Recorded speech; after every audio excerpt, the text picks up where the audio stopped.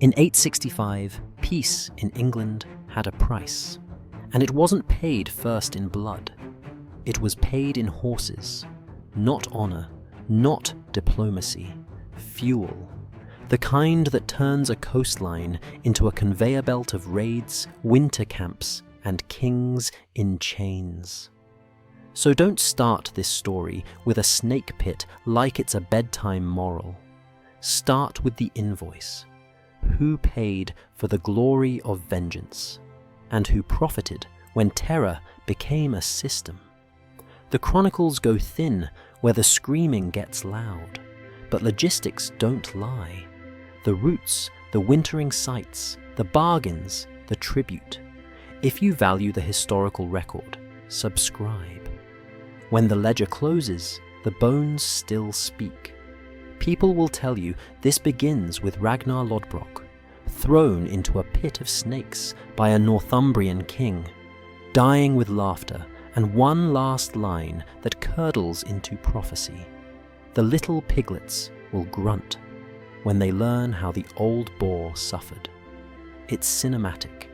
It's clean. It's also the kind of story that arrives late and polished. Like a knife, someone has already sharpened for you. Maybe a man like Ragnar existed. Maybe he didn't. Maybe his death looked nothing like the saga.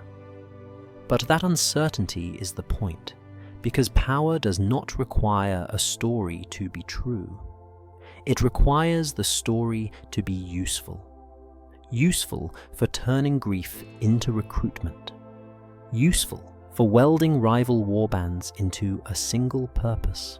So, the men who normally argued over plunder can agree on something rarer: extermination. The name that survives in the English record is not a raid. It's a host, a great host. A force that doesn't just strike and vanish, but returns, winters, negotiates, occupies. A force that learns the most uncomfortable lesson of statecraft. Waiting is not weakness. Waiting is control. A common raider burns a city because he cannot hold it. A conqueror studies a city because he intends to live off it. And if you want to understand the mind that turns vengeance into governance, stop romanticizing rage. Rage is loud. Rage is wasteful. Rage makes you charge the walls. The great army does something that confuses everyone who expects a straight line from insult to retaliation. It doesn't sail straight to Northumbria. It lands in East Anglia first, far from the alleged target. Why? Because East Anglia is where obedience is cheapest. Because fear is a currency, and small kingdoms pay it faster than they pay in steel. Because horses are more valuable than a heroic speech. A sea warrior on foot is a storm that breaks at the shoreline. Give him horses and he becomes weather. Moving inland, moving fast, appearing where the map swore he shouldn't be. This is the hidden hinge of the invasion. Not a dramatic battle, but a coerced supply chain. Submission transformed into mobility. A bargain transformed into a weapon. So the first conquest is not York. The first conquest is the mind of a frightened kingdom deciding that compliance is rational. And that leads us to the big question.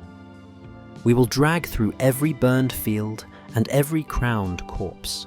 When power discovers that fear travels cheaper than armies, does pain become law? And does revenge quietly mutate into a state? If you listen to the saga version, the insult arrives like thunder. A messenger in a smoke-dark hall. Ragnar Lodbrok dead. Not merely killed, humiliated. Stripped of the heroic ending a warlord is supposed to get. And then, as if death itself has a scriptwriter, Ragnar's last breath becomes a threat. The little piglets will grunt when they learn how the old boar suffered. That line is the fuse. It's designed to travel. Now here's the part most revenge stories won't admit. We can't prove the snake pit the way we can prove a winter camp or a coin hoard or an entry in a chronicle. The snake pit lives in sources that love drama, that arrive later, that sound like they've already been polished into legend. Meanwhile, the English records, brutal, terse, uninterested in your cinematic closure, don't pause to stage a death scene. They care about something else. A host, a great host, an army that arrives and stays. So, what do we do with a story that might be myth? We do what power has always done. We use it. Because even if Ragnar is partly smoke and memory, the insult still functions like a contract. It gives violence a moral shape. It turns slaughter into duty. It tells young men who want meaning that meaning is available and it can be purchased with someone else's life. That is the hidden technology here. The insult is not only grief, it's a recruiting poster. And it works precisely because it is simple.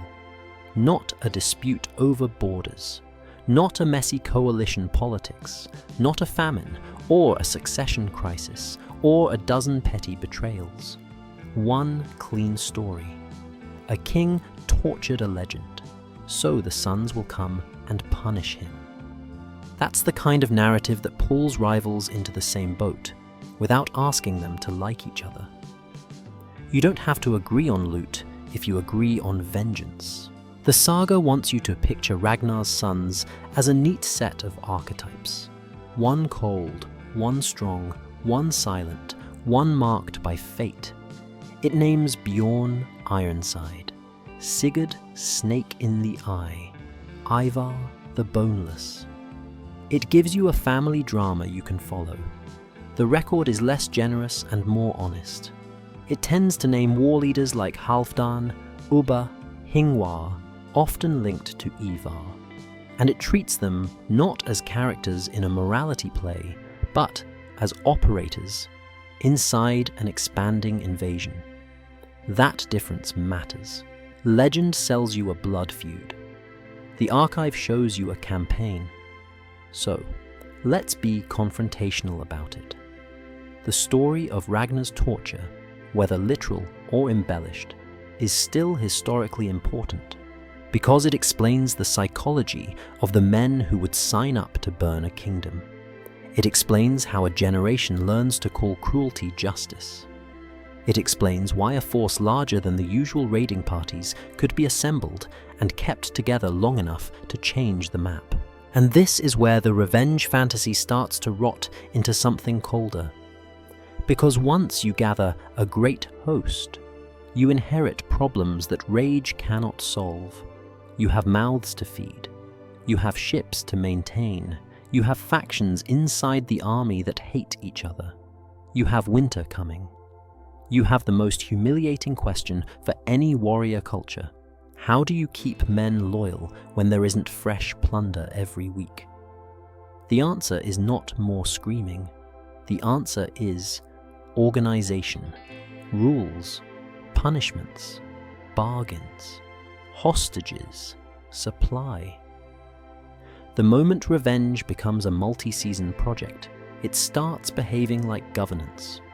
The host turns into an institution. You stop being a raid and become a presence.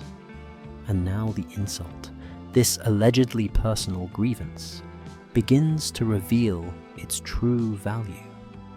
It doesn't just justify violence outward, it disciplines violence inward. It tells the army, we are here for something bigger than your petty appetite. Even if you're lying to yourself, it's a useful lie. Useful lies build coordination. Coordination builds states. So, yes, imagine the messenger. Imagine the hall. Imagine the knife and the bone and the silent vows if you want. But don't miss what's actually happening underneath the theatre. A story is being weaponized into unity.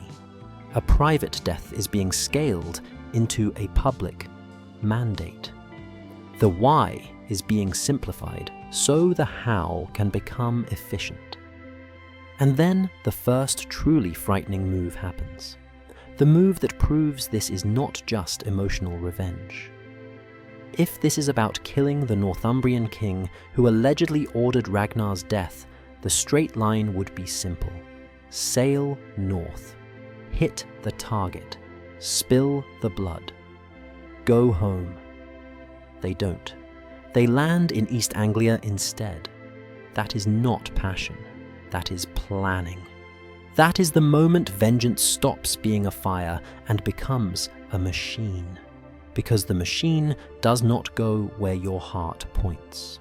It goes where the infrastructure is weakest, where submission is cheapest, where horses can be extracted like tax. If you want to see how revenge becomes governance, don't watch the axes first. Watch the paperwork that never gets written down. Watch the choices a terrified kingdom makes when it realizes the enemy didn't come for a quick bite. The great host lands in East Anglia in 865, and the local rulers do what small states have always done when a much larger force arrives, with winter behind it. They negotiate with the storm. And here is the moral trap. Negotiation sounds civilized. It sounds like the opposite of massacre. But in an invasion, peace is often just a different word for conversion. Turning your resources into the invader's mobility, your fear into their strategy, your obedience into their weapon. The chronicles don't give us a cinematic scene of the deal being signed. They don't need to. They tell you the outcome. The host winters, and East Anglia supplies what it demands. Most importantly, horses. That single word is the hinge the saga people skip because it isn't romantic. But horses change everything. Vikings, as a stereotype, are sea warriors. Fast ships, coastal strikes, vanish into fog. On foot inland, they're slower, louder, predictable. Give them horses, and you have something that behaves less like a raid and more like a state on the move. Mounted mobility means they can threaten multiple towns without committing to one. It means they can raid the same region repeatedly without exhausting themselves. It means they can transport supplies, scout routes, seize granaries, enforce submission. It means they can punish the no quickly enough that everyone else learns to say yes. This is the economics of terror. A battle costs men. Fear costs other people's compliance. Fear is cheaper. Fear scales. And East Anglia, cornered, pays. But don't romanticize East Anglia as purely cowardly. That's the comfortable moral. The harder truth is that the deal is rational in the short term. A small kingdom looks at a huge host and does the math. Fight and lose everything now, or cooperate and maybe lose less. This is how complicity is born, not from evil cartoon villains, but from ordinary survival logic. People don't wake up wanting to finance their own conquest. They wake up wanting their children to see spring. So the great host takes horses, takes supplies, takes the winter, and it buys something even more valuable than animals: time. Time to learn the roads, time to map rivalries, time to gather intelligence and let rumor do its work. An army that can wait is an army that is not improvising. Waiting is discipline. Discipline is the first sign you are no longer dealing with raiders. You are dealing with an institution. Now the psychological move. By not rushing north, the host turns the supposed target, Northumbria, into a hostage of anticipation. Think about what that does to a king like Ella. Every day he wakes up and doesn't see sails on his horizon. The fear doesn't shrink, it grows. Because uncertainty is a tax you pay with your nervous system. You can't mobilize forever.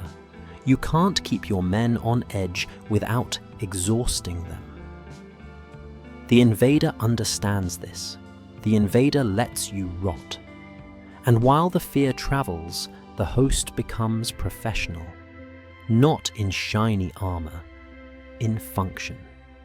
A professional army is simply one that can sustain itself, enforce order inside its own ranks, keep its supply lines alive, and make promises or threats credible.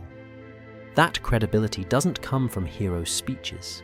It comes from what happens to the first village that refuses, and what happens to the neighboring village that decides it would rather live. This is where revenge turns into a system, because systems require rules, not noble rules, effective ones. If a hostage must be kept, the hostage is kept. If tribute must be collected, tribute is collected. If a local leader must be left alive to administer surrender, he is left alive. If someone must be made an example, they are made an example. Violence becomes selective. And selective violence is more terrifying than random violence because it teaches a lesson. So by the time the snow melts and 866 arrives, something has happened that your mythic Sons of Ragnar scene can't capture. The host has transformed from a coalition of angry warbands into an engine that can move inland with speed, punish defiance, and occupy territory long enough to digest it. It has learned, in real time, what empires learn. Terror isn't just an emotion, it's an infrastructure. And now comes the cruelest revelation of all, one that exposes the big question's teeth. East Anglia's bargain does not buy safety, it buys relevance. By paying, East Anglia proves it can be harvested. That makes it useful. And useful things get used again. Which is why the host finally turns north, not like a wave, but like a blade aimed at a joint. It doesn't hunt glory first, it hunts leverage. The target is not a Wand village. It's a city with walls, granaries, and symbolic gravity. York. A Roman skeleton wearing a Christian crown. The kind of place you don't just burn, you sit inside. Revenge is loud, strategy is quiet. If this story were only about grief, the great host would have done what angry men always do. Sail straight for the throat, smash itself against the strongest walls in Northumbria, and call whatever happens honor. But the host doesn't do that, because inside it sits a kind of mind that treats violence like accounting. The sagas give that mind a name you can't forget: Ivar the Boneless. Historians still argue what boneless meant: disease, injury, metaphor, insult turned into title. And you can feel how the legend wants to use it. The twisted body, the sharpened brain, the monster who can't walk but can move kingdoms. Here's the confrontational truth. Whether the nickname is literal or symbolic, it works politically either way. If Ivar was physically limited, it forces you to admit something uncomfortable about power, that it isn't built on muscles alone. If it was metaphor, it still tells you what kind of commander he was supposed to be. Flexible, unnervingly adaptive, hard to pin down like a normal enemy. Because the host is no longer a gang of raiders. It is a moving institution, and institutions need managers. Think about the problem Ivar inherits the moment East Anglia hands over horses. You've just bought speed, but speed without purpose is just chaos arriving sooner. Purpose means target selection, timing, intelligence, discipline. It means knowing when not to fight. It means understanding that the fastest way to conquer isn't always to kill. It's to make people decide that resistance is irrational. That is the mathematics of terror. And Northumbria, at that moment, is already doing half the work for him. The kingdom is split, poisoned by its own politics. Rival kings, Ella and Osbert, locked in a civil war that drains troops, shreds loyalty, and makes every messenger suspect. This is what power looks like when it eats itself. A state so busy settling its internal arguments that it stops noticing the external predator walking up the road. Ivar doesn't need Northumbria to be weak everywhere. He only needs it to be weak in one place, at one time. So the host turns north with horses under it, and winter behind it, moving inland with a speed that flips the psychological balance. Coastal kingdoms can pretend a sea raider will leave, but a mounted host proves something harsher. You're not waiting for them to arrive. You're waiting to find out where they will appear.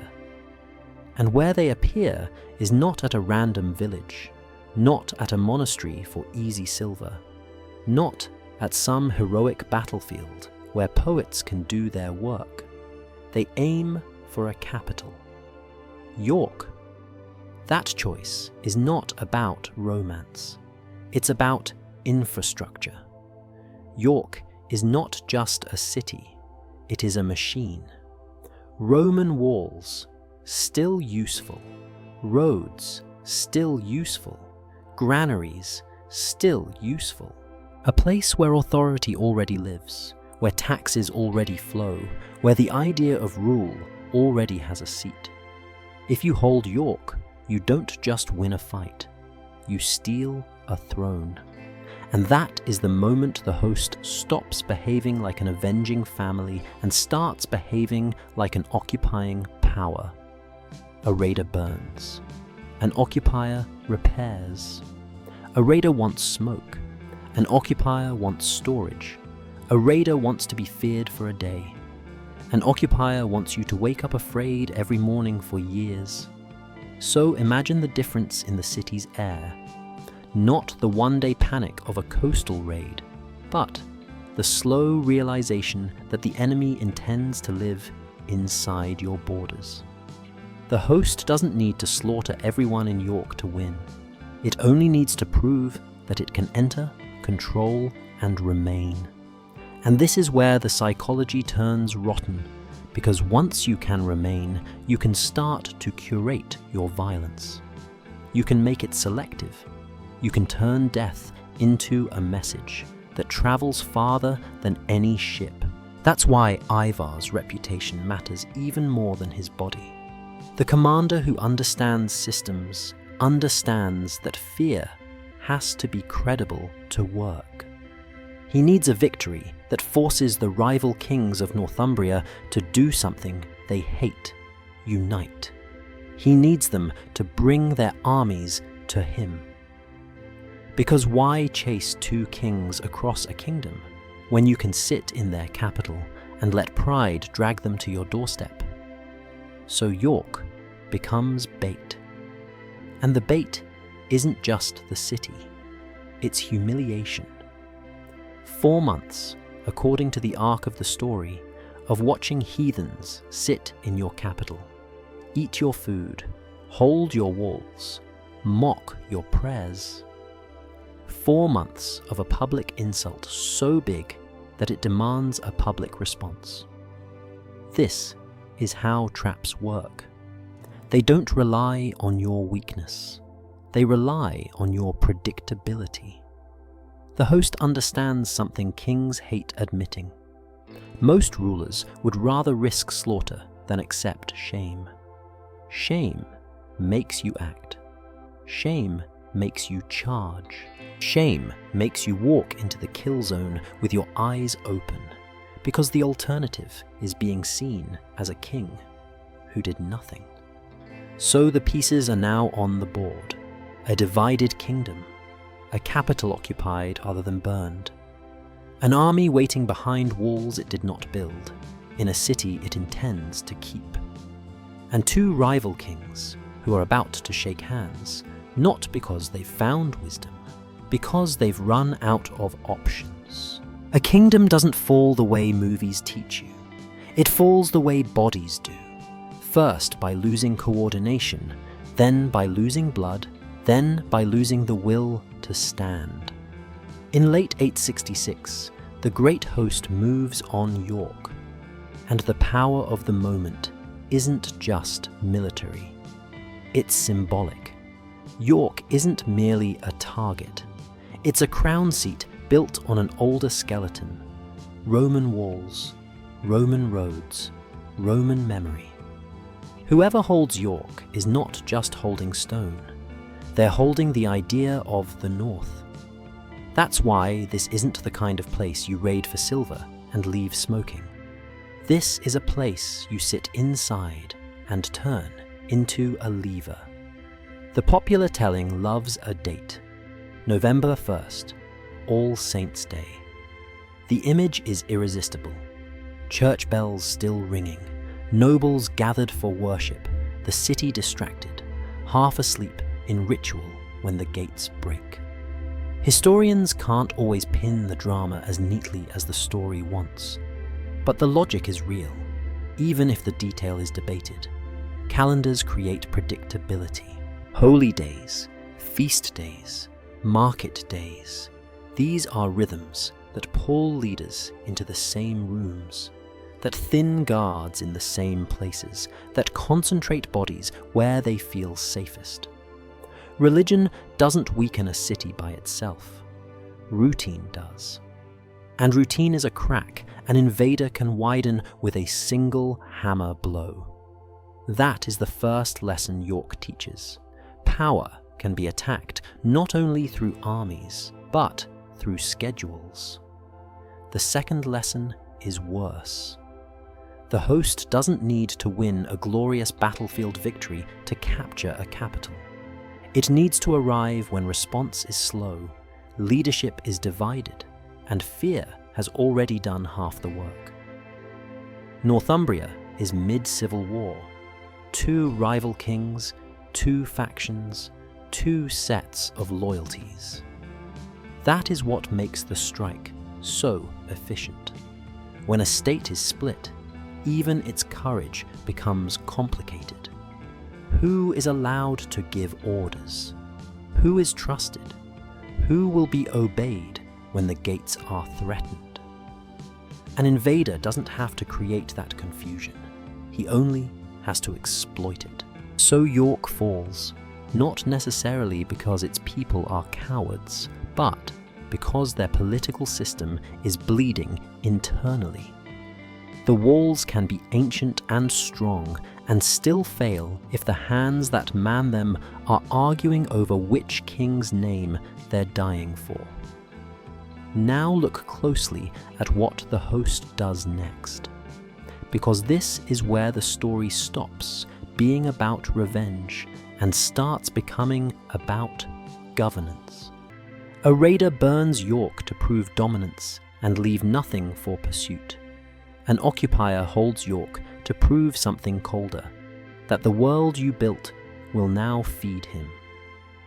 The host repairs, it stocks, it occupies, it turns the city into a warehouse of power.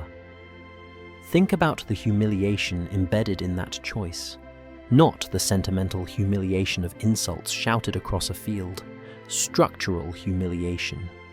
Your enemy sleeping behind your walls, your grain filling his bellies, your roads carrying his scouts, your capital becoming the physical proof that your gods didn't stop him. When you occupy a capital, you don't only conquer territory, you conquer the narrative people tell themselves about how reality works. and a conquered narrative is contagious. Once York is held, every other town in the region starts doing its own math. If the capital can fall, what does loyalty buy you? If the king cannot protect the center, what is the center worth? This is how terror spreads without marching. One city's collapse becomes another city's surrender. But the host isn't finished. Holding York is not the end. It is the bait. Here's the psychology Ivar, or any commander with a strategist's cruelty, understands. If you want to destroy an enemy, you don't always chase him. You invite him. You create a situation so intolerable that he must come to you to cleanse it. Kings can endure loss. What they cannot endure is being seen enduring it. So the host sits. It lets the insult expand. It lets the rival kings of Northumbria stare at the same impossible fact.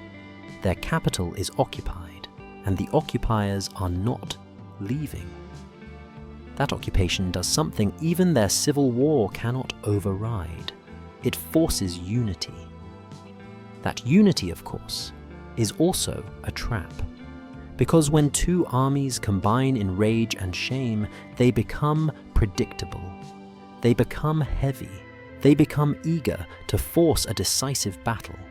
Exactly the kind of battle the occupier wants on his terms. And this is where the story's moral core sharpens into something confrontational. The host is not only using violence to defeat Northumbria, it's using Northumbria's own political psychology against it. Pride, panic, the need to be seen acting, the inability to tolerate humiliation. We like to imagine invaders win because they are stronger. Sometimes they win because the defenders are human. By early 867, the pressure reaches the breaking point. Ella and Osbert, rivals who have already torn the kingdom in half, finally do what pride hates most. They shake hands. They assemble a single army and march on York. They tell themselves they are cleansing sacred ground, restoring order, proving God has not abandoned them. They come convinced that the shame of occupation can be washed away in one violent day. And inside York, the host waits like a jaw held open, not because it is afraid, but because it has designed the moment when that jaw will close. A city siege is usually told as a contest of walls, stone versus steel, ladders versus defenders, courage versus hunger. But York in 867 is not a story about walls. It's a story about space, about how an army can be turned into a crowd, and how a crowd can be turned into panic. When Ella and Osbert finally march on York, they arrive with the confidence of men who believe they are correcting a cosmic error. Their capital has been violated. Their gods have been mocked. Their authority has been turned into a public joke. This is not just war, it's reputational surgery. They need York back the way a king needs air, because a throne without a capital is just a chair surrounded by excuses. So they do what desperate rulers often do. They bet everything on a single decisive moment. They attack. They slam into the old Roman defenses with the pressure of a kingdom trying to remember what it was. And for a brief, intoxicating stretch, it looks like it's working. Gates give, openings appear. Men pour through. In any normal siege narrative, this is where the defenders break, where the invaders are driven out, where the story ends with triumphant hymns. But the great host is not trying to defend York like frightened locals. It is trying to use York like a tool. And that changes the entire geometry of the battle. A common raider fears being trapped inside a city.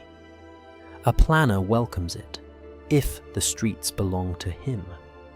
If he knows the choke points, the alleys, the corners where shields can lock and bodies can't breathe. If he has already decided the wall is less important than the moment the enemy commits himself to the wrong space.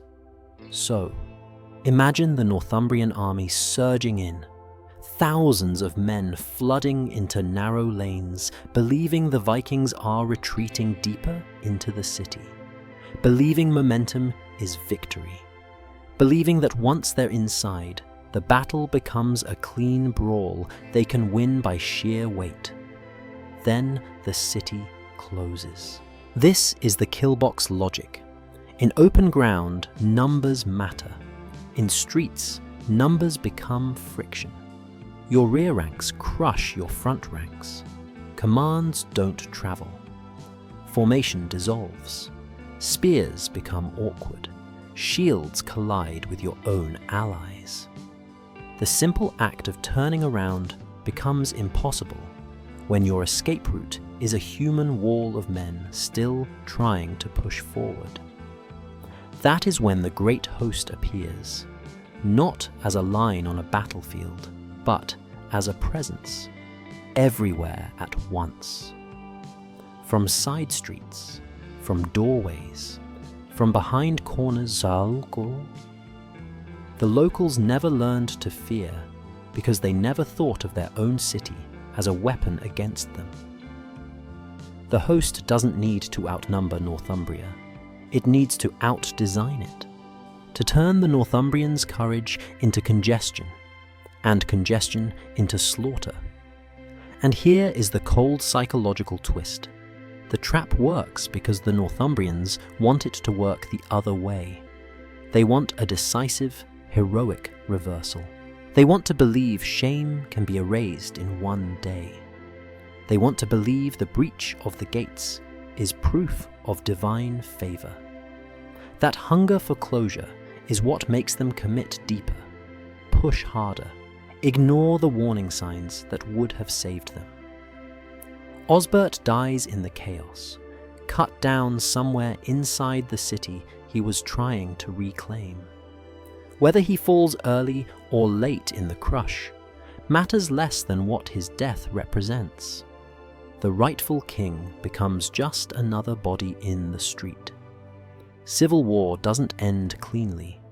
It ends with the rival you hated dying next to you, and you realizing too late that your unity came only when it was least useful.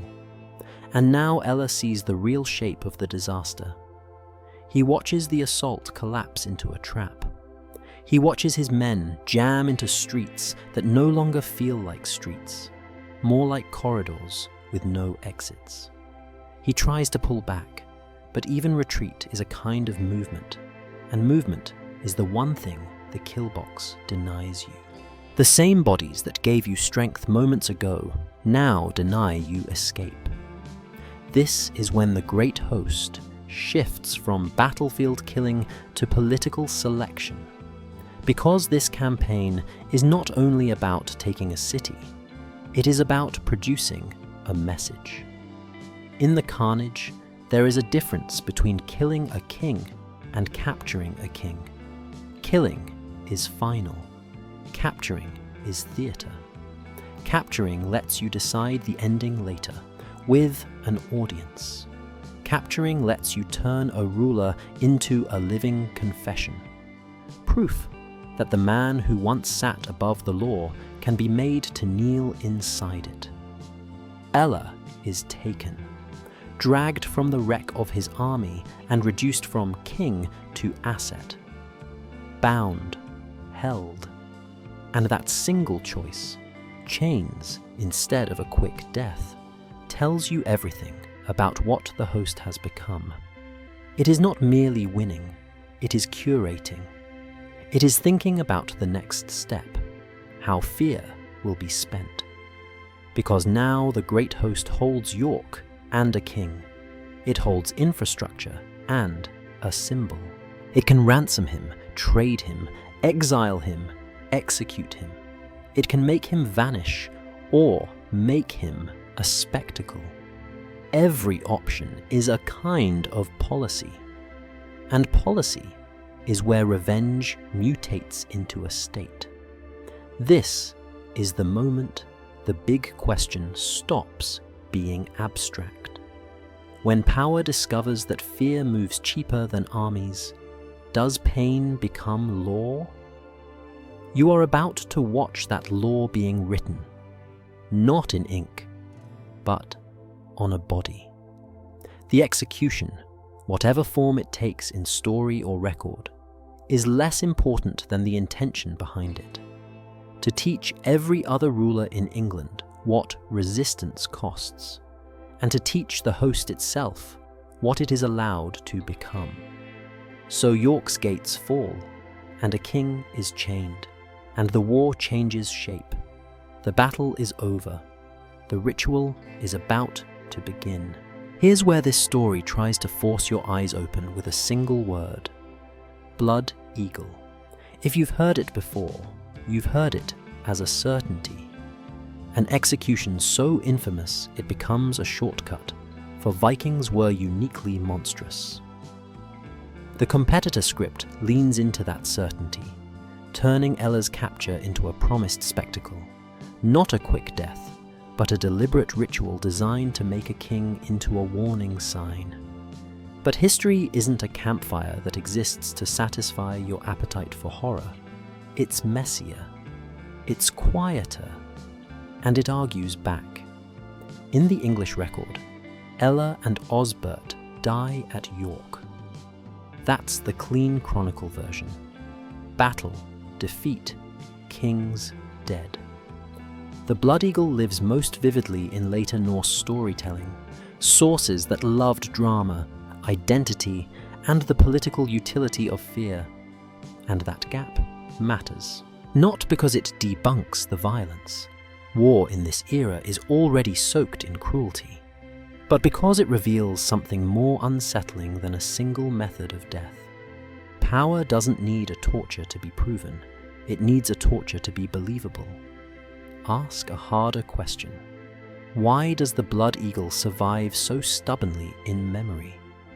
Why does it outlive the names of ordinary victims? Why does it keep returning in modern retellings like a curse you can't burn away? Because it's not just an execution story, it's a governance story. The moment Ella is chained instead of killed, the great host becomes something more than an army. It becomes a court, not a court of law. Don't flatter it, but a court of meaning. A place where punishment is chosen not only to end a life, but to shape behavior across an entire island. Whether the Blood Eagle happened exactly as later sources describe is debated. But the logic behind it, the logic of spectacle, doesn't require your certainty to function. Spectacular punishment has three audiences. The first audience is the enemy. Every king still independent, every alderman still pretending he can bargain, every town still whispering that maybe the heathens can be bought off and sent away. A private execution would remove a king. A public spectacle removes something bigger: confidence. It turns resistance into a calculation no one wants to make. The second audience is the conquered. The survivors who must decide tomorrow whether to pay tribute, provide food, provide horses, provide sons as hostages. For them, punishment is not about justice. It's about obedience. It teaches the lesson a tax collector can't. This is what refusal looks like. And the third audience is the host itself. That's the audience most people forget.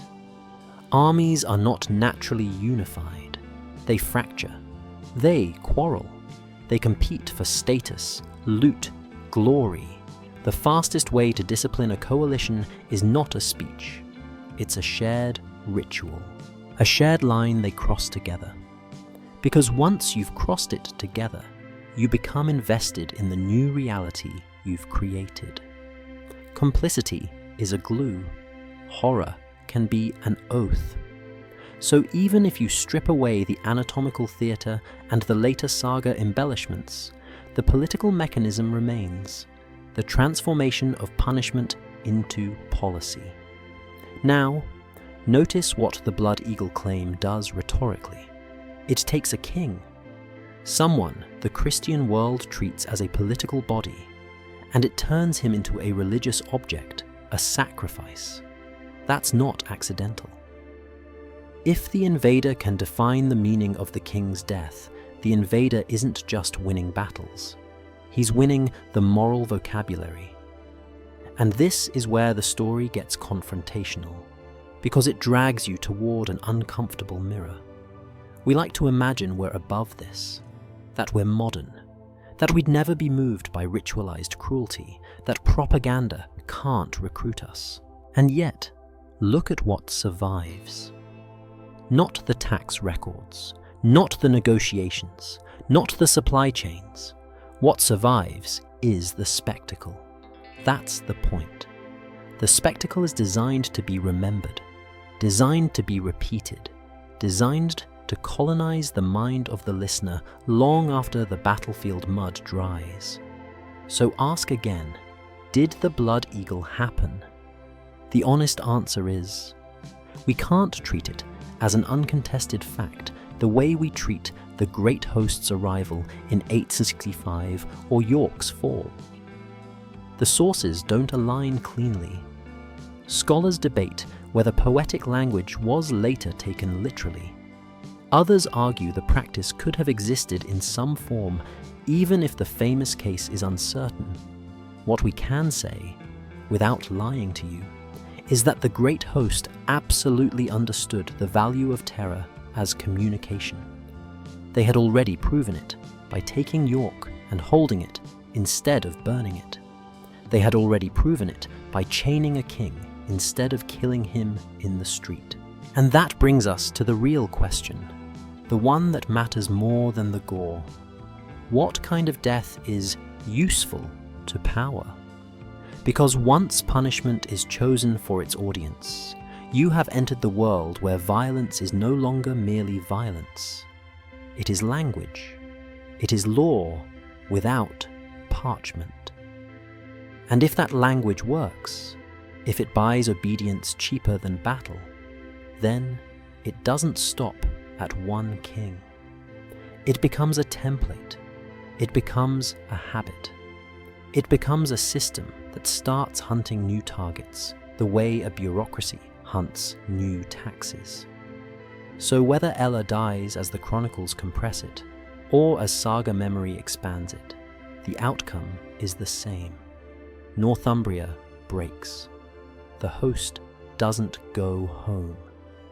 The host turns south. East Anglia thought it had done the rational thing. When the great host first landed, this kingdom chose the bargain that small states always reach for when the horizon fills with ships. Give them what they want, and maybe they will go away. Horses, supplies, winter shelter bought with obedience. It is the kind of peace that feels like victory, because it postpones pain. And postponement is addictive. It lets you believe you've negotiated with a force that doesn't actually recognize you as an equal. But the host returns, and the illusion breaks in the simplest possible way. They don't ask for horses this time. They ask for the kingdom. This is what terror does once it learns you'll pay. It comes back for the rest of your wallet. By 869, the campaign has already proven it can take capitals and crush rival kings. Now it needs to prove something else, something even more valuable than military strength. It needs to prove that there is no neutral ground, that no amount of piety, no amount of compliance, no amount of "we didn't start this" will protect you. Because if neutral ground exists, Resistance has a hiding place, and empires hate hiding places. So, King Edmund of East Anglia becomes a test case, not because he killed Ragnar, not because he personally wronged anyone, but because he stands at the intersection of two obedience systems. One system is the host's. Obey because pain is the price of refusal. The other is Edmund's faith. Obey God even when pain is the price of obedience. Those are not just beliefs. They are competing political technologies. One rules bodies by fear, the other rules souls by meaning. And meaning is dangerous to a terror machine, because meaning can make people endure what fear is supposed to prevent. The story that survives, especially in Christian telling, turns Edmund's death into theatre. The Passion tradition describes a king bound to a tree, shot again and again with arrows until he bristles like an animal, until the execution becomes less about killing and more about degrading. Then, finally, decapitation. The head thrown away so the body can't be honoured, can't be made whole, can't be turned into a symbol. Except, of course, that's exactly what it becomes. A symbol. Notice the logic from the invader's side. A clean death is a closure. A messy death is a broadcast. It creates a story that travels faster than an army. And here's the darker irony. The host is trying to weaponize Edmund's pain the way any occupying power weaponizes pain, as a demonstration that resistance is pointless. But Christian culture has its own counterweapon, older than this invasion: martyrdom. If you cannot stop the sword, you sanctify the wound. You turn the execution into a sermon. You turn a broken body into a banner that outlives the men who broke it. So Edmund's death becomes a propaganda contest with two authors, writing on the same flesh. The host wants the lesson to be: your God can't save you, your king can't protect you, and your best option is obedience. The Christian narrative answers: our king chose meaning over survival, and his suffering condemns you. That's why Edmund matters historically, even beyond the details of the arrows. Because he shows you what happens when terror meets a culture that knows how to metabolize suffering into legitimacy. It doesn't defeat the host, but it complicates the host's economy of fear. It creates a kind of resistance that doesn't require victory to be effective. A martyr can lose and still recruit, and that terrifies a strategist more than a sword does, because a sword threatens your body once. A story can threaten your rule for generations. Now, be confrontational with yourself for a second. It is tempting to reduce this to morality. Vikings evil, Christians good. End of lecture. But that's the comfortable version. The uncomfortable version is that both sides are doing something structurally similar. Both are trying to control the future by controlling how pain is interpreted. The host stages punishment to make obedience rational. The church stages remembrance to make defiance meaningful. One is a policy of fear, the other is a policy of memory. And memory, in the long run, is how defeated people survive psychologically under occupation. So, when Edmund refuses to submit, whether he refuses a specific oath, a tributary status, or a pagan overlordship, the moment becomes useful for everyone.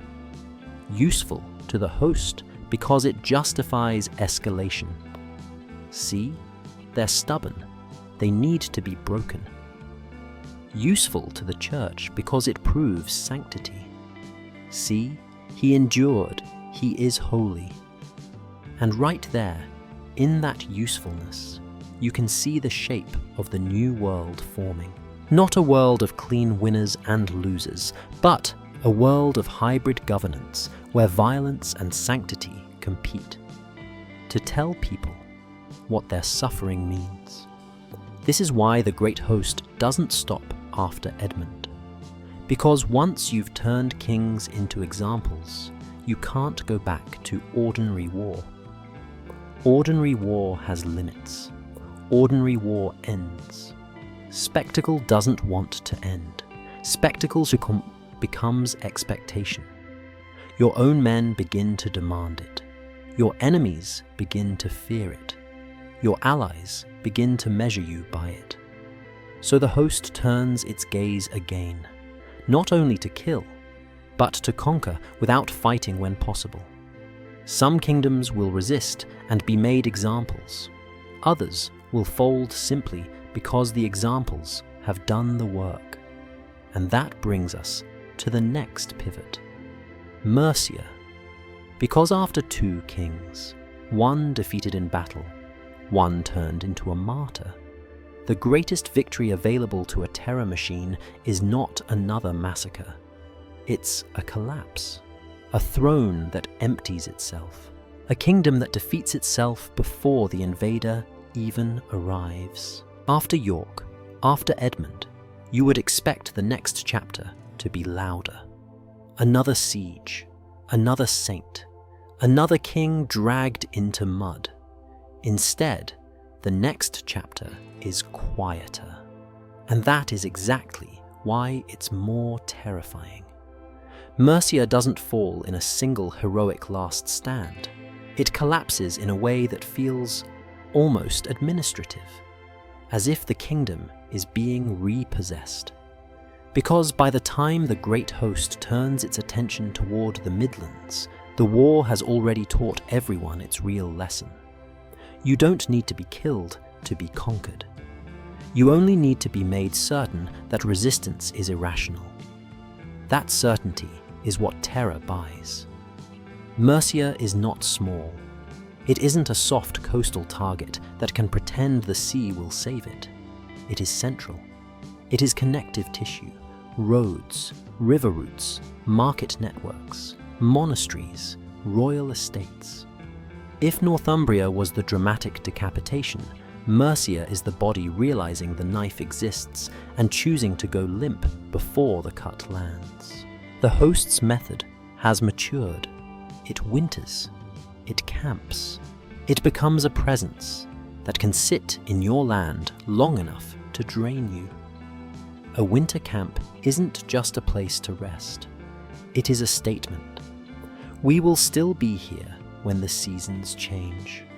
It means you can't wait them out. It means your farmers plant under threat. Your nobles argue under threat. Your bishops preach under threat. Time, the thing states rely on, is now owned by the invader. And by 873-874, the great host's presence at places like Repton in Mercia is the kind of detail that tells you you're not dealing with raiders anymore. Raiders don't build permanence. They don't anchor. They don't leave footprints that look like occupation. Occupiers do. So imagine King Burgred of Mercia watching the sequence. A capital taken and held, a king captured, another king martyred, a rival throne emptied by humiliation. This isn't just fear of death. It's fear of becoming a public lesson. Because once kings become examples, the throne stops being protection and starts being a spotlight. That's the psychological prison Burgred is trapped in. Fight, and you risk becoming the next spectacle. Your defeat turned into a signal that rolls across the island. Negotiate, and you risk being branded weak, which invites internal rebellion. Do nothing, and you will be consumed anyway. This is what the great host has done to England's political class. It has turned every decision into a losing decision. then offered one path that looks like survival. Run. And Burgred runs. He is driven from his kingdom and ends up in Rome, dying in exile, buried far from the land he was sworn to defend.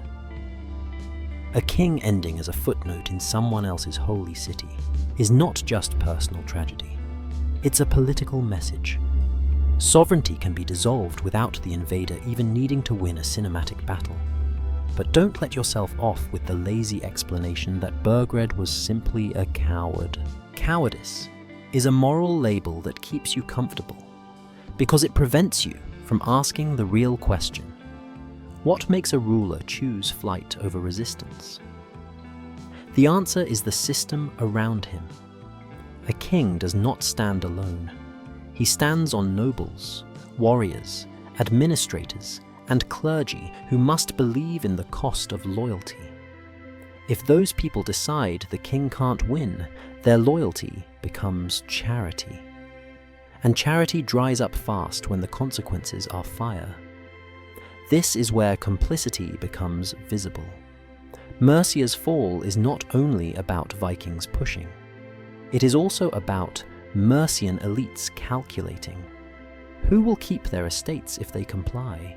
Who will keep their church if they cooperate? Who will keep their children if they offer hostages voluntarily rather than fight and lose everything? Occupation doesn't always arrive as a boot. Sometimes it arrives as a bargain that seems reasonable at 2 a.m, when you can hear the enemy's campfires across the river. So the host takes more than land.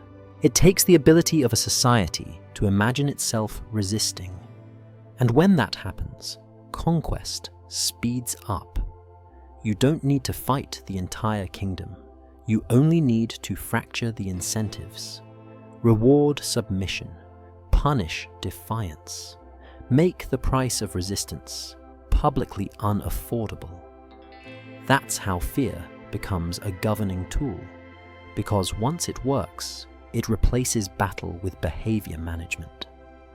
This is also the moment you can see the skeleton of what will later be called a divided England.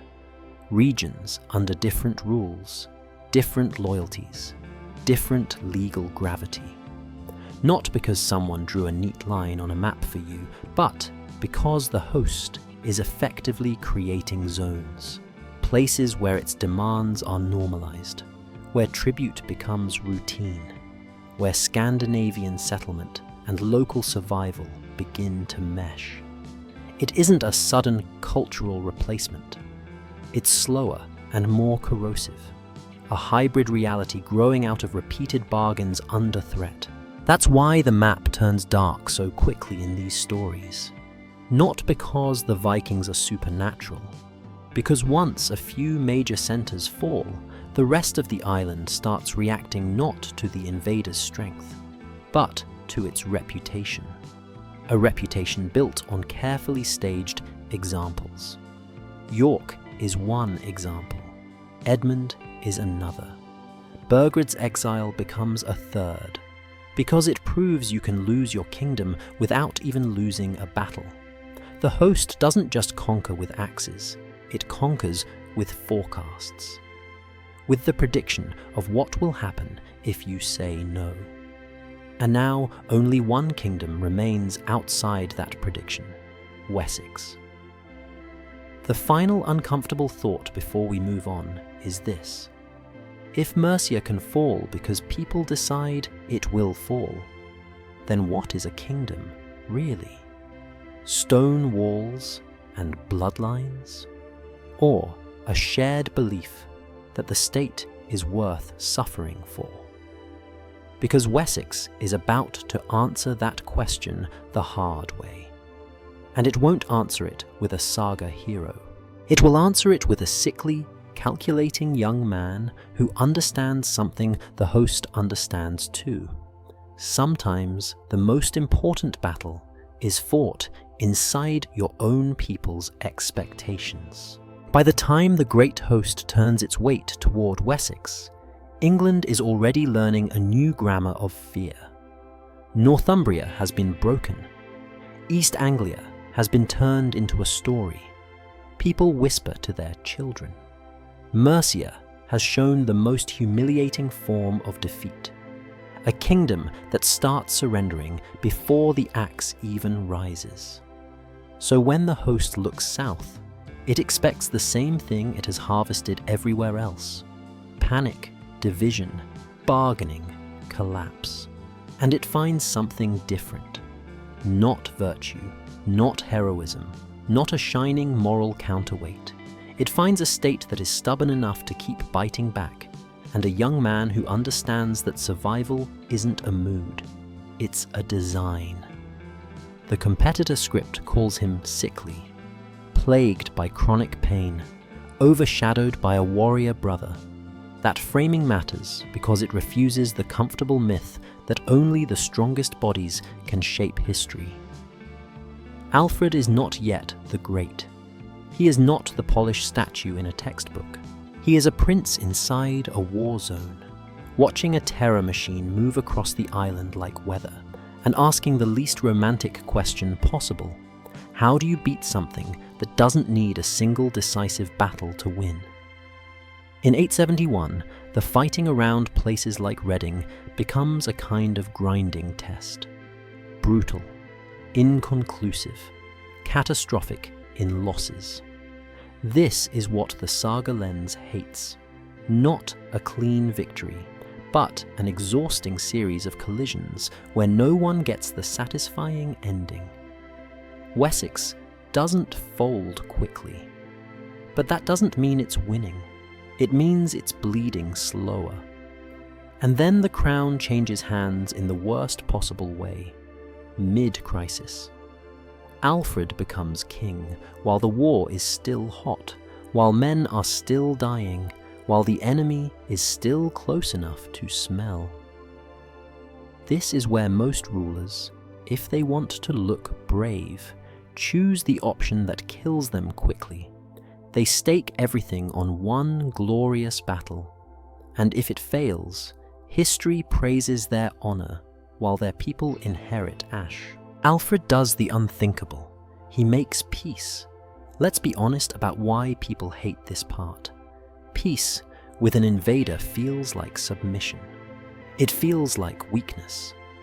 It feels like paying protection money to a gang that will come back anyway. It insults every story we've been trained to enjoy. And if your only moral category is courage versus cowardice, then yes, this looks like cowardice. But that category is a children's toy. Power doesn't run on toys. Alfred is doing something colder. He is buying time. Time is the only resource even a king can't mint. You can raise taxes, you can call levies, you can demand oaths. But you cannot conjure trained fighters and stable logistics overnight.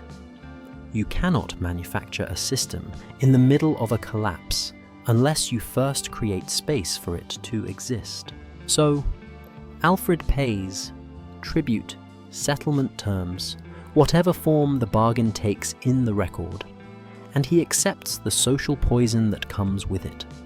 The whispers that he's weak, the contempt of men who would rather die loudly than live strategically, the risk that the enemy will interpret the payment as proof he can be milked again. He accepts it because he can see the larger trap forming, the trap the great host has used everywhere else. The host wants kings to choose one of two options: fight and become an example, or run and become a joke. Alfred chooses a third option: absorb the shame now in order to avoid becoming either. And this is where the philosophy of power becomes unavoidable. Alfred is not refusing fear, he is reallocating it. He is taking fear out of the public streets, where panic spreads, and putting it inside planning, where fear becomes discipline. It's the same kind of mathematics Ivar used at York, but with a different moral aim. Both men understand that violence isn't only a weapon. It's a cost. If you spend it stupidly, you bankrupt your future. So, while the great host settles into what it has taken, while it begins to behave less like a raid and more like an occupation, Alfred is doing something that looks invisible if you only watch battles. He is studying, reforming, building the skeleton of resilience. Because the real enemy isn't just the Viking axe, it's the speed with which the host turns fear into compliance. To beat that, Alfred needs systems that move faster than rumor and hold stronger than panic. Fortified places people can run to instead of scattering. Networks that can respond before a town is isolated. The idea that defense is not a single wall, but a pattern repeated across the landscape.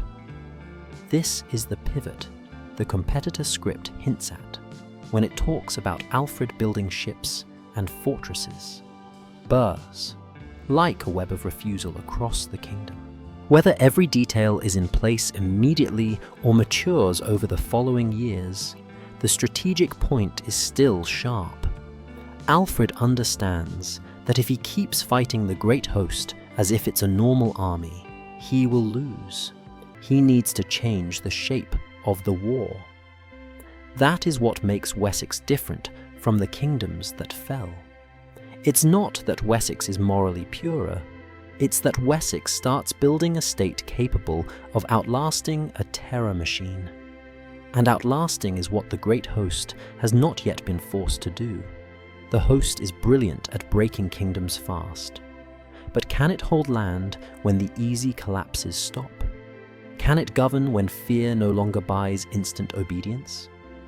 That is the big question tightening into its final form. When fear works, power keeps using it. But fear has a weakness. It teaches people to evolve. It forces them to invent institutions that make fear less profitable. Alfred has paid for silence. Now he intends to fill that silence with preparation. And somewhere in that quiet, the great host's victory begins to rot. Not because it has lost a battle, but because it has created the kind of enemy it didn't expect. A king who treats survival as engineering.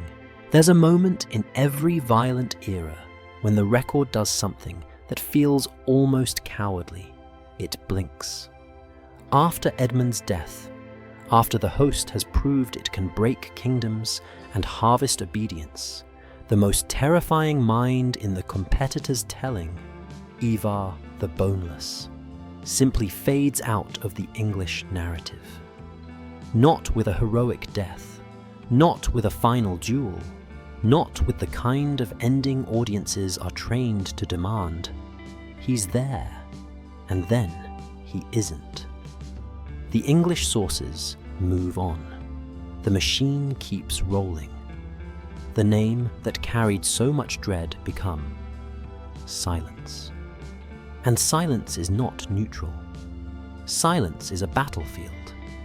Because when documents go quiet, myth doesn't politely wait outside. Myth moves in. It furnishes the empty room. It tells you what must have happened, because people hate gaps more than they hate bad answers. A missing chapter is an invitation to invent. So, what could have happened to Ivar?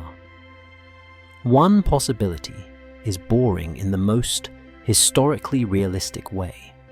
He dies, or is sidelined, or simply leaves the theatre of war because his role is complete.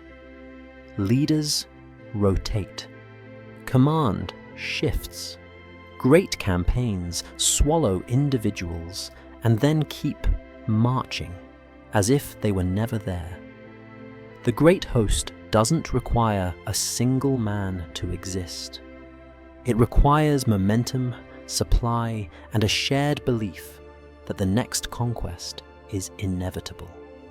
That belief has already been planted. But there's another possibility that pulls us across the Irish Sea, into the world where Viking power isn't just an invading season. It's an urban base, a trading empire, a political network anchored in places like Dublin. Irish annals preserve a different lens. They track Norse rulers, alliances, battles, and deaths with a terse clarity that doesn't care about your saga arcs either. And in that record, a figure appears, Eamar, whose life overlaps the same decade, the same sphere of operations, the same gravitational center of Norse power. Many historians connect Eamar with Ivar. Not everyone agrees on every detail, but the linkage is plausible enough to matter for our story's central argument. The invasion of England is not an isolated revenge raid. It's part of a wider northern system. And that system is where vengeance grows up. Because a terror machine, once successful, faces a new problem. Success creates property. You don't just have enemies, you have assets. Captured towns, tributary regions, trading routes, settlements, hostages, revenue. The sword conquers, administration keeps. And administration doesn't look like glory. It looks like counting, like appointing, like enforcing, like deciding which violence is allowed and which violence threatens the stability you now depend on. If Ivar returned to Dublin, if he shifted from battlefield commander to ruler, broker, or kingmaker, then his disappearance isn't a mystery. It's an evolution. The monster doesn't vanish. It changes jobs. Now, the competitor script gives him an ending that feels like punishment. He doesn't die a warrior's death. He dies in bed, undone by disease. Whether the precise description is literal or embellished, the thematic sting is real. There is a kind of justice in biology. The man who turned bodies into messages is still trapped in his own body. The strategist who treated fear as arithmetic still cannot negotiate with his own nerves, his own bone, his own blood. Empires don't only fall to enemies, they fall to the banal fact that flesh breaks. But notice what that kind of ending does psychologically. It disappoints the appetite for moral symmetry. We want villains to be punished theatrically. We want their deaths to be as loud as their crimes. When history refuses that satisfaction, legend steps in to provide it. And legend does provide it. The saga-flavored ending is not "he died in a bed." It's "he became a spell." Ivar orders his body buried in England at the invasion's threshold, like a stake driven into the coastline, and declares that as long as his bones remain there, no foreign conqueror will successfully take the island. That's not a biography. That's a political myth wearing a corpse as a costume. It reframes the invader as a guardian. It turns conquest into destiny. It implies that England itself has become a chessboard protected, or haunted, by Viking presence even after the swords are put away. And then the myth delivers its final cinematic twist. 1066. William of Normandy, preparing to invade, hears the story, digs up the burial mound, and destroys the body, only then daring to cross. The point isn't whether this happened. The point is what it reveals about how societies explain trauma. When a country is conquered, people want a reason that feels proportional. They want the fall to be caused by a curse being broken, not by human decisions. Fatigue, bribery, betrayal, weather, logistics, and time.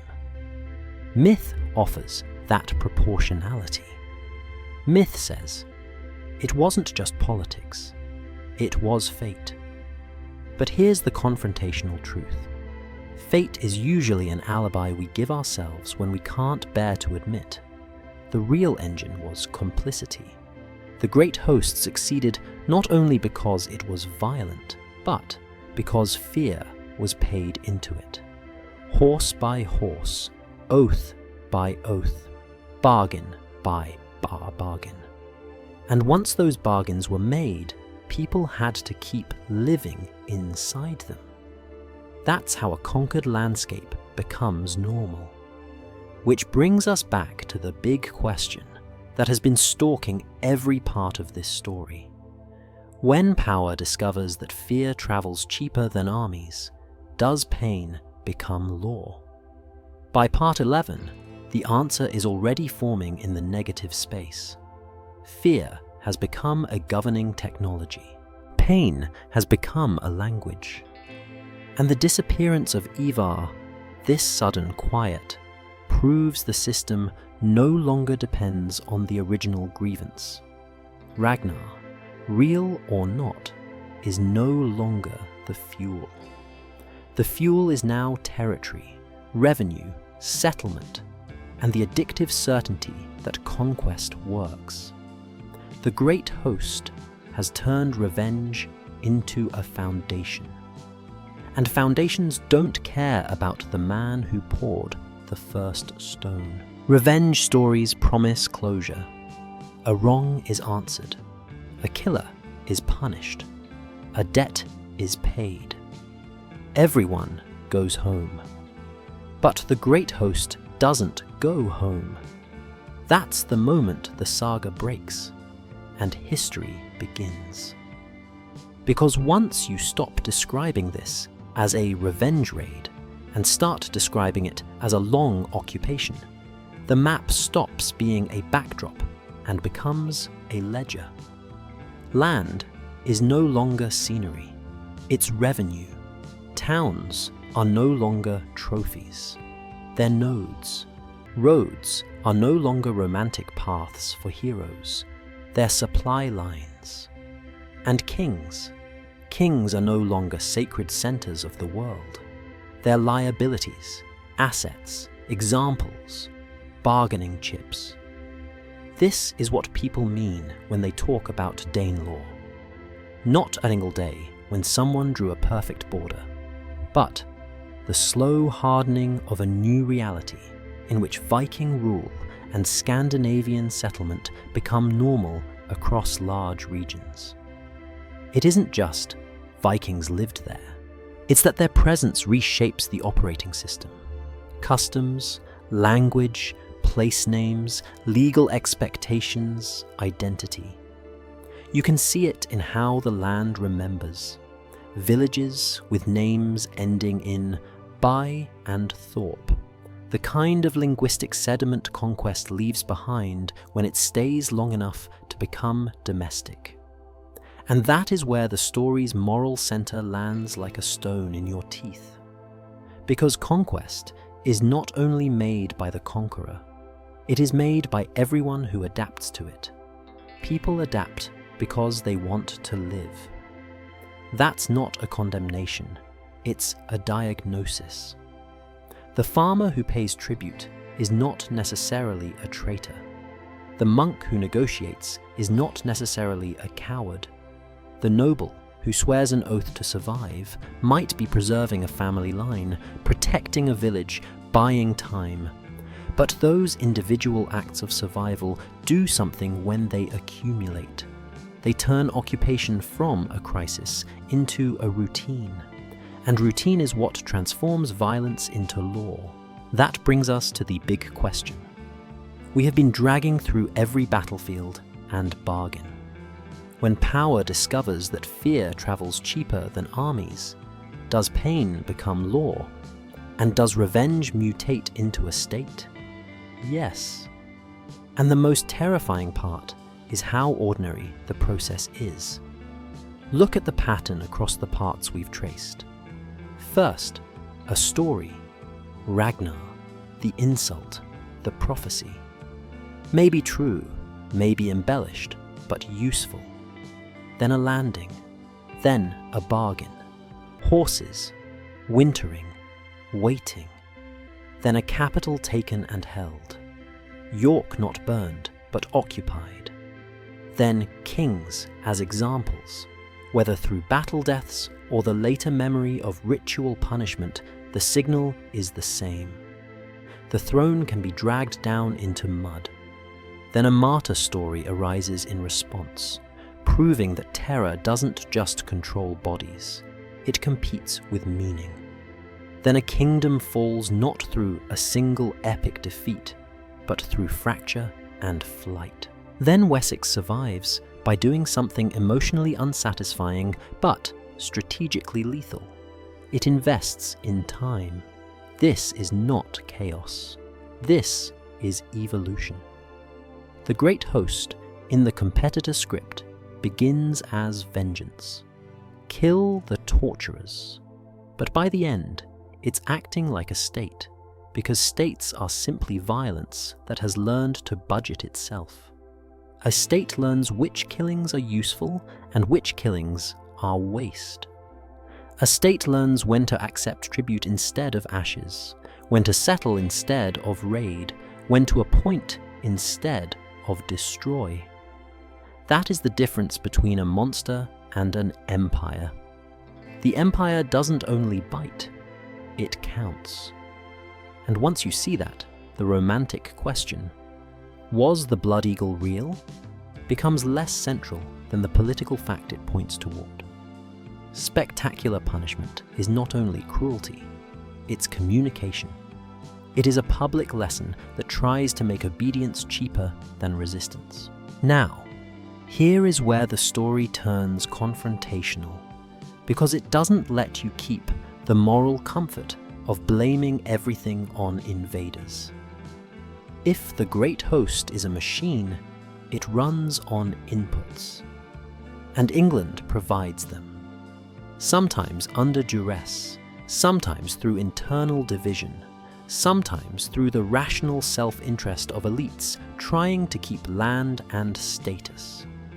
Every horse handed over in East Anglia, every local accommodation, every oath sworn to avoid burning, each one is understandable as a human act.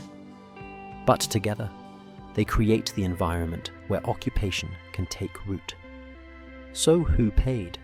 Not just kings, not just warriors, the nameless, the ones who don't get sagas, the people who lost crops to requisition, whose sons were taken as hostages, whose towns became wintering grounds, whose language absorbed foreign words because foreigners wouldn't leave.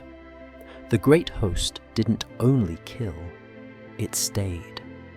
And staying means your daily life becomes the battleground where power is negotiated. And yet, even here, history refuses the clean-ending revenge stories crave. Because the very success of the great host forges the conditions of its long-term resistance. The more the invasion hardens into settlement, the more it forces the surviving English polity, especially Wessex, to innovate.